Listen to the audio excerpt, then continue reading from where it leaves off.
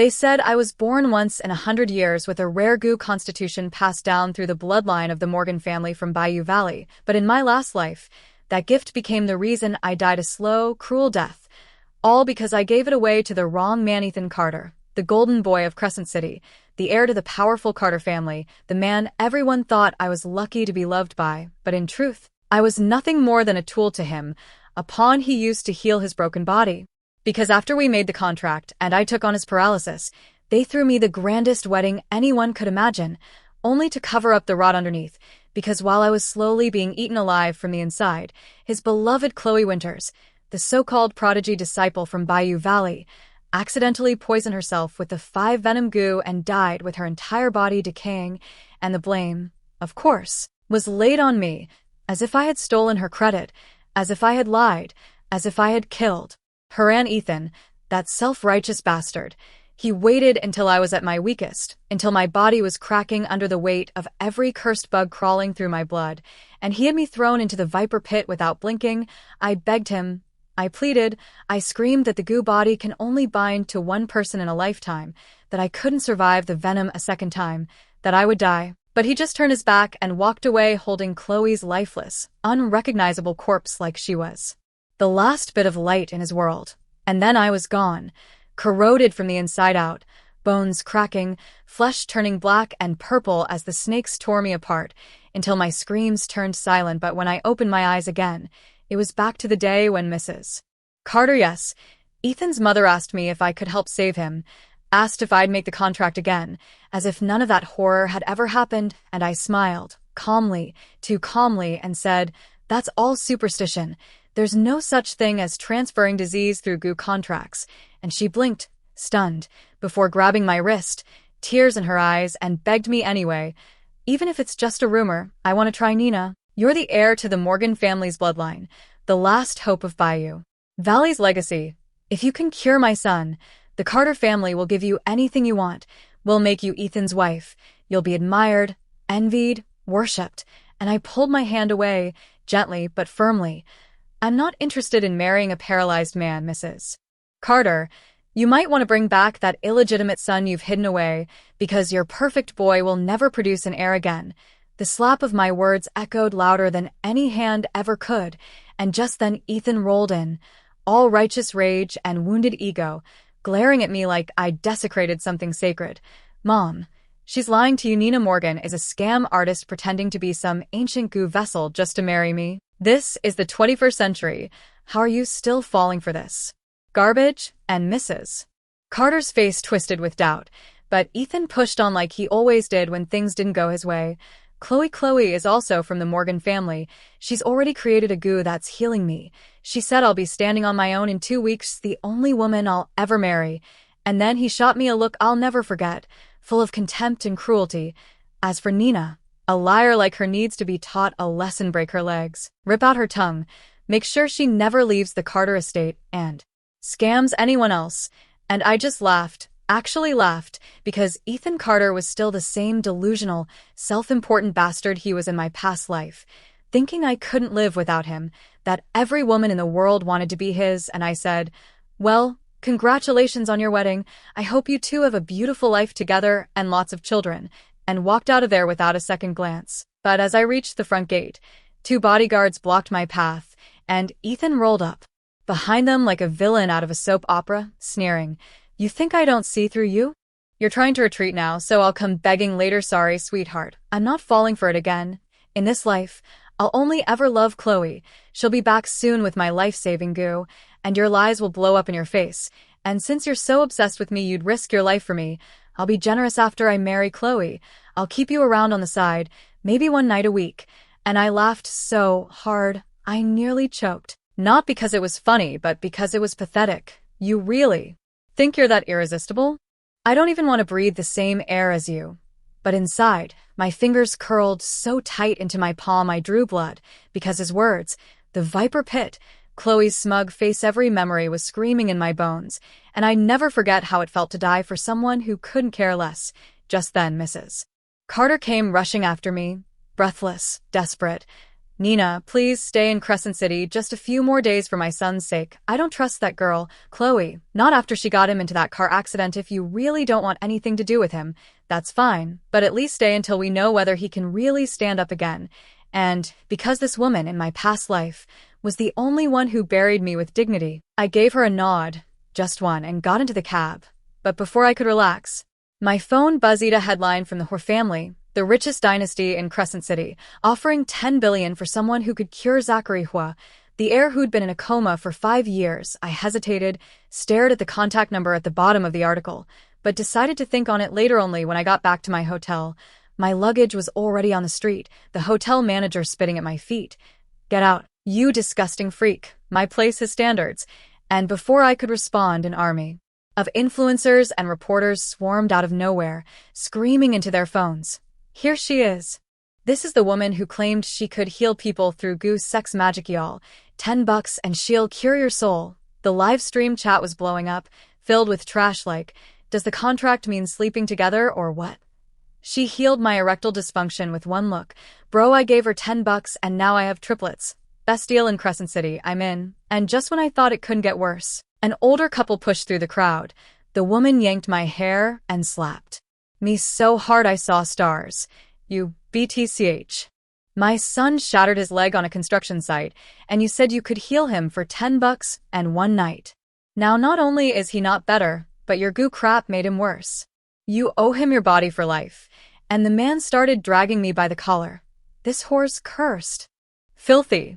Slept with half the city, and I fought, I kicked, I screamed, but no one helped. Every face in the crowd just stared with disgust. Not pity, not concern, just that look like I was the virus, not the victim. And then I saw him. The reason for all this, Ethan Carter, slowly wheeling toward me like the puppet master he's always been, with Chloe right beside him, pretending to look shocked, covering her mouth. "Nina, if you needed money, you could have just asked. Why throw yourself at random men? You always refused to learn goo properly. I told you to practice more, but no, you just wanted fast money and fame." And then she turned to the cameras, all tears and virtue.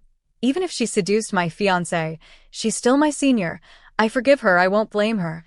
And when she stepped forward like she was going to lift me up, she suddenly screamed, fell to the ground and shrieked. She pushed me. I tried to help and she pushed me, then turned to Ethan with teary eyes. "Why don't you love me? She's always been jealous of me.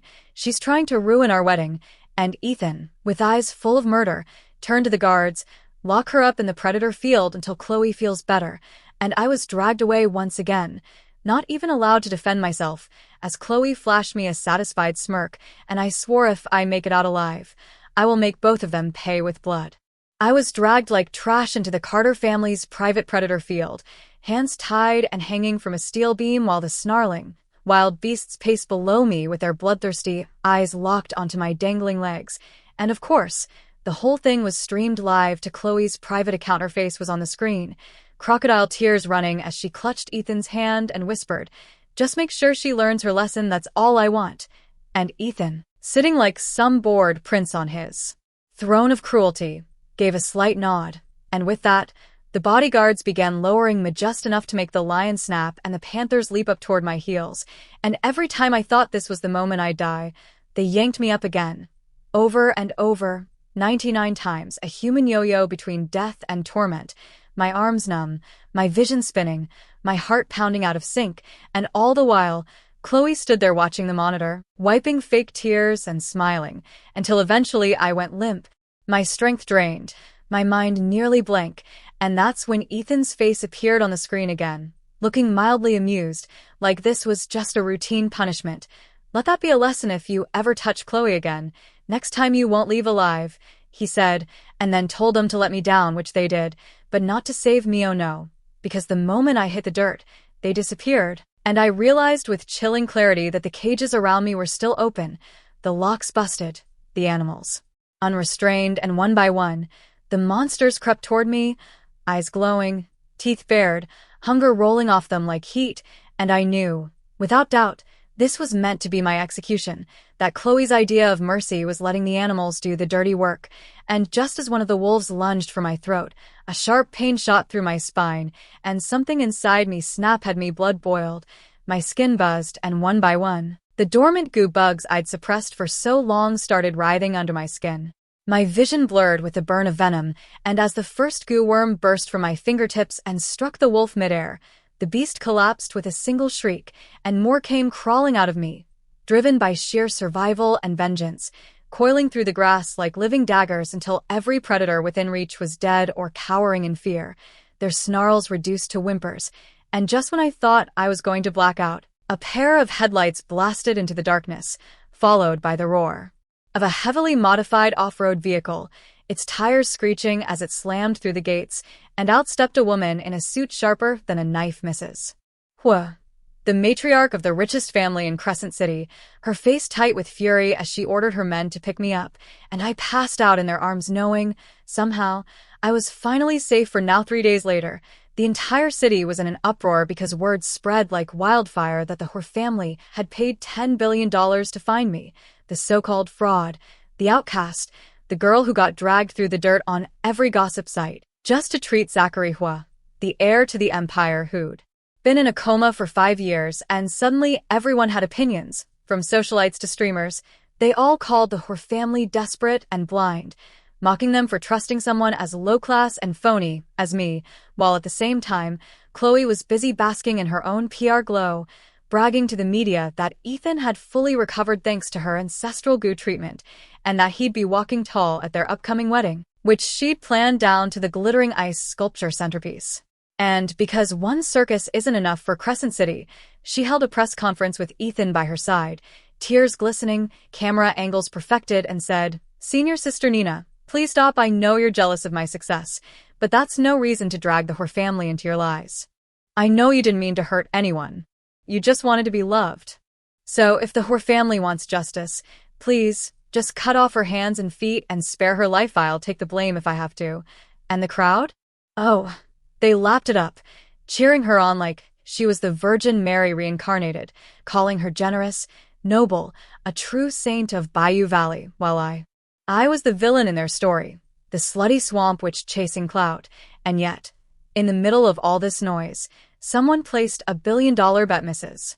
Hua herself publicly wagering that I would not only heal Zachary, but also walk into Ethan and Chloe's wedding hand in hand with the man everyone said was a vegetable, and that single move flipped the entire city on its head, because now everyone was watching, betting, waiting to see which one of us was the real deal, and that's when Ethan had the audacity to come find me. Again, standing there with his stupid smug expression like he was doing me a favor, saying, "I get it now, all of this was to get my attention.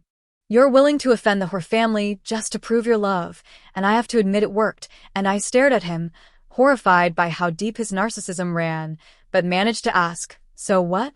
Are you going to marry me now?" And his face lit up like he was granting me some divine mercy. "No, Nina, don't be silly. You're not wife material. But I'll make you my #1 mistress. That's more than fair. After all, I did feel a little sad when you died last time. You were a pain, sure, but your obsession was touching. Now that Chloe is safe, we can start over. You'll take care of us, be our shadow, and I'll treat you well as long as you behave." And I almost threw up on the spot, the nausea clawing at my throat, but instead I smiled, cold and precise, and said, "You should be sad, Ethan, because you don't have much time left."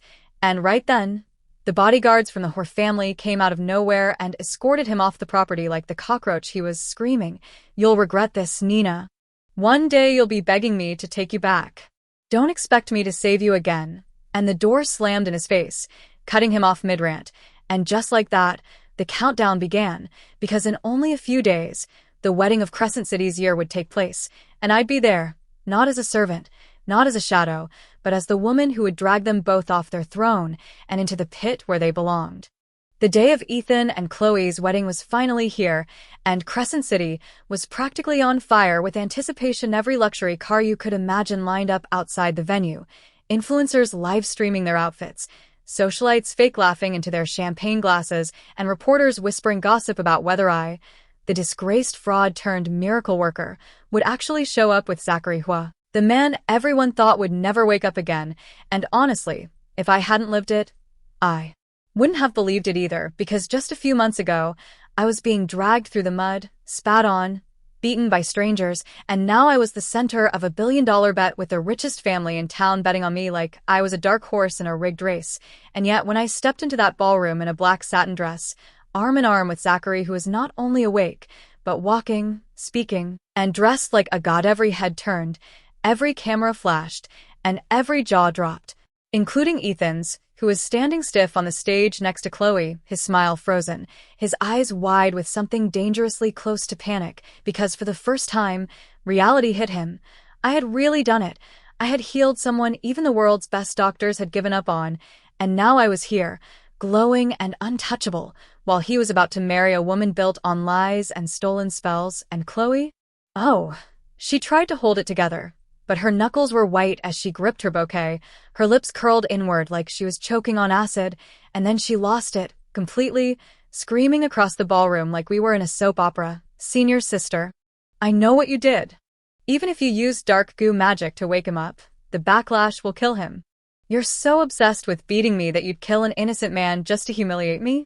You don't deserve to live." And everyone gasped, some pretending to be shocked while others were clearly eating it up like a scandal-flavored cupcake, and I smiled, because this was exactly the meltdown I came for. Dark magic? Why don't we ask the room, who here believes that? Or better, yet why don't we see who really used the goo first?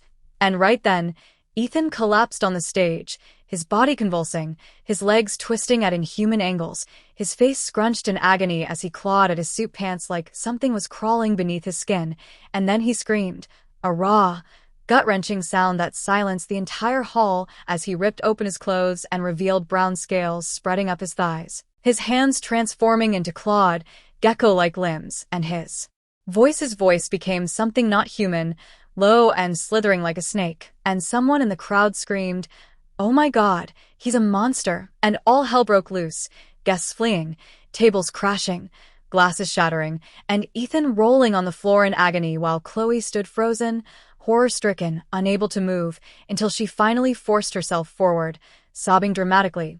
"Ethan, no. Please don't do this. Don't leave me, I love you."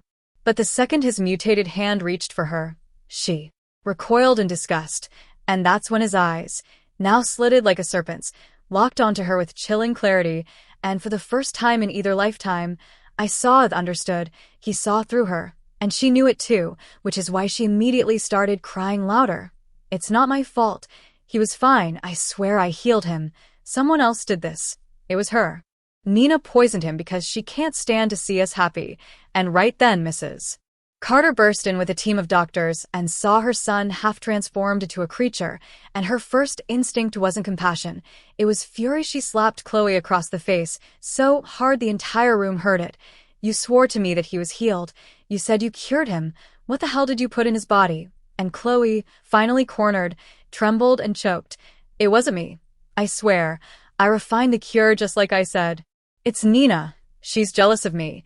She never wanted Ethan to be happy." And Mrs. Carter, who had once blindly supported her, was no longer buying the act, especially not after her private investigators had sent her the real reports showing that Chloe never had any goo knowledge, that she was a fraud who'd memorized only the surface-level phrases and rituals, and had relied on manipulation and charm to pass off someone else's power as her own. And Mrs. Carter turned her back on her without a second word, ordering the doctors to stabilize Ethan and get him to the hospital.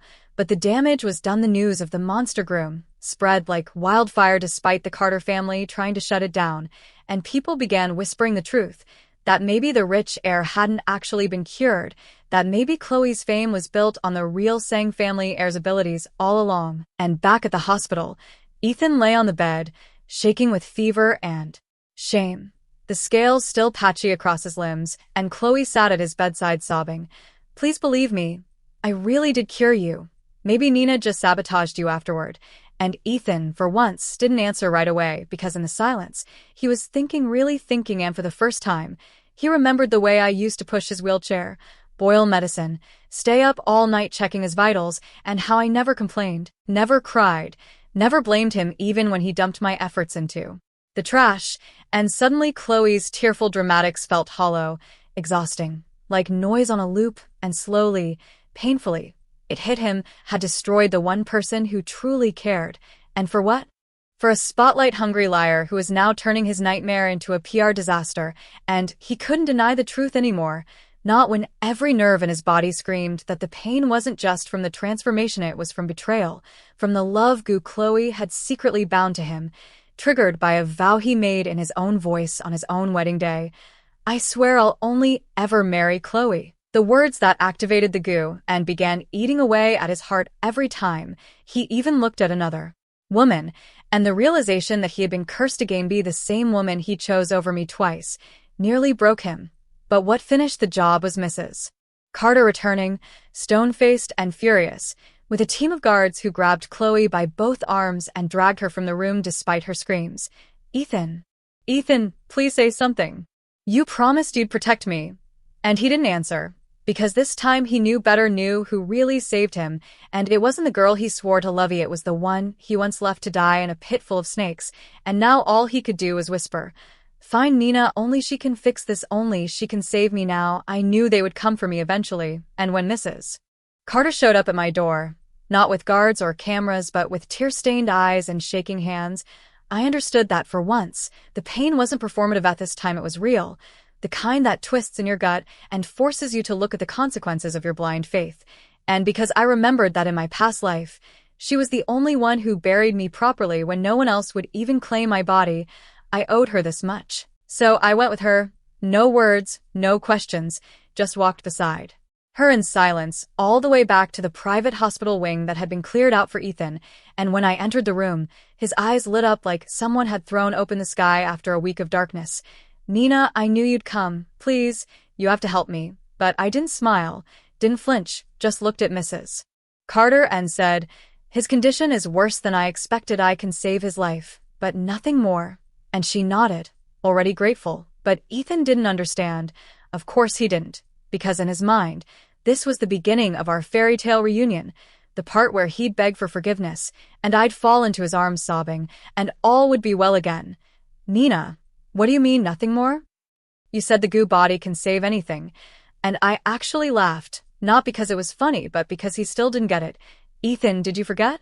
You once called me a fraud, a charlatan, a desperate liar, so if I can't fix everything, maybe that's just karma. Maybe you're lucky I'm even here at all." And his face turned pale, the color draining like he'd been slapped with the truth for the first time. "I was wrong, okay? I was stupid. I believed the wrong people. But now I know, I see clearly. It's always been you, Nina. You're the one I love, not Chloe. She lied to me. She tricked me, please. Let's just start over. We can get married right away. I swear, Ethan Carter, will only marry you in this life. And if I break that promise, may I never find peace."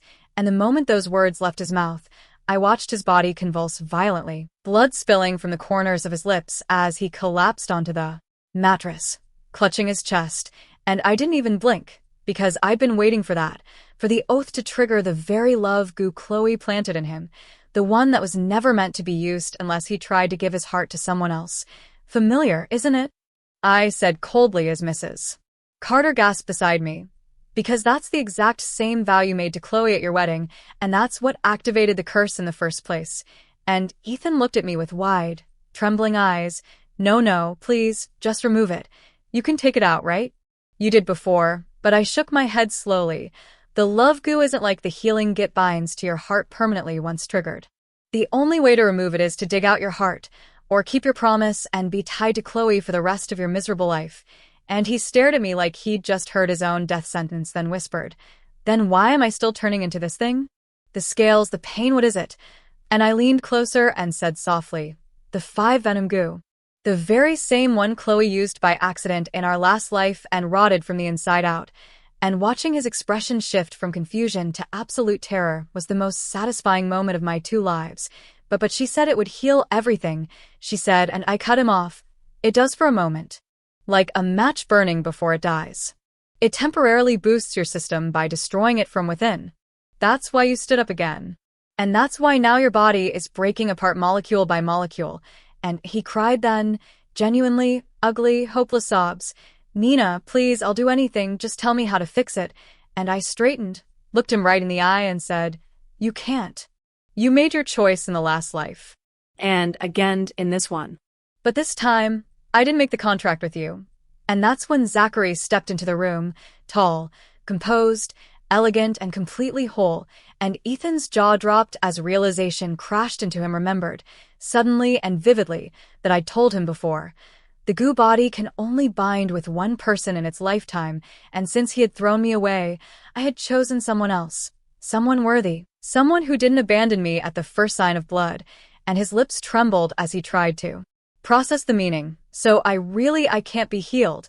And I nodded once, no softness left in me. That's right, Ethan. You threw away your only cure when you threw me into the pit.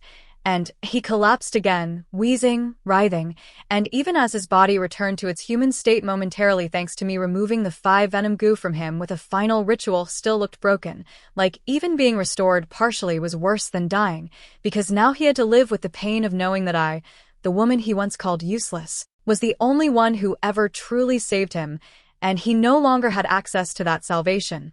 Nina, he whispered, please don't leave me. And I didn't answer, just turned to Mrs. Carter and said, take care of him, then walked out without looking back, and when I stepped into the hallway, Zachary was waiting for me, his eyes calm but amused. That was brutal, he said, and I shrugged. So was the viper pit, and he tilted his head. You're dangerous, and I smiled. Only when someone deserves it, and he grinned. Good, because I have a confession. I think I like dangerous, and I rolled my eyes, walking past him. Careful, mister. What? I might just bind you next. And he laughed, falling into step beside me. That's a risk I'm willing to take. And I didn't stop him, because maybe, just maybe, in this new life, I deserved someone who didn't need to be taught my worth through pain, someone who chose me without needing a second chance. And if that person was Zachary Hua, the once lost heir now returned to power with me by his side, then so be it, because I'd already burned the past down to ashes, and I had no intention of looking back. Everyone in Crescent City was talking about it, but no one dared say it out loud. The Carter heir, once seen as the golden boy of high society, had fallen from grace in the most horrifying way possible. His engagement to Chloe Winters dissolved without a trace of celebration, his mother disappearing from social events entirely, and whispers about goo magic, mutations, and betrayals spreading like wildfire behind closed doors. But me? I didn't care about the gossip, not anymore, because I had something far more important: freedom, a future, and a man who stood by my side without demanding I save him to prove my worth. And yet, as much as I wanted to put it all behind me, I knew Crescent City wasn't done watching, waiting for me to either stumble or explode, and they got their wish soon enough, because not even 2 weeks after I walked out of Ethan's hospital room, the media lost its collective mind again when the Hua family officially announced my engagement to Zachary, not as a PR stunt or a temporary arrangement, but a real, legal, in every newspaper kind of engagement. And the moment that press release went live, I swear you could hear a record scratch across the entire elite circle, because suddenly I wasn't just that goo girl who ruined Ethan Carter's wedding. I was the future Mrs. Hua. And people who once called me trash were now sliding into my inbox with passive-aggressive congratulations or begging for my help with their mysterious, incurable ailments, and maybe the old me would have felt something: vindication, anger, even satisfaction. But the new me? I just smiled and let their messages sit unread, because if they couldn't see my worth when I was bleeding, they didn't deserve a second of my attention now that I was standing, crowned, and unbothered. And of course Chloe tried to make a comeback, crawling her way back into public sympathy with one staged interview after another, sobbing on cue about how misunderstood she was, how she never meant to hurt anyone, how goo magic is too complicated to get right the first time, and begging the world to see her as a human, not a villain. But the problem with Crying Wolf is that eventually no one shows up, and by then Mrs. Carter had already publicly confirmed the results of her internal investigation. Chloe was never a legitimate practitioner, had forged her lineage papers, and had used forbidden methods to bind Ethan with a love goo without his consent, which violated every law and ethic of the Bayou Valley legacy. And while Ethan didn't speak to the press, the fact that he didn't show up for any of her apology tours spoke volumes, because the only person he reached out to during that time was me, and I ignored every call, every message, every pitiful email that began with "I was wrong" and ended with "I still love you," because I wasn't the same girl who once knelt by his wheelchair and whispered spells through cracked lips. I was the woman who chose herself first this time, and that was never going to change.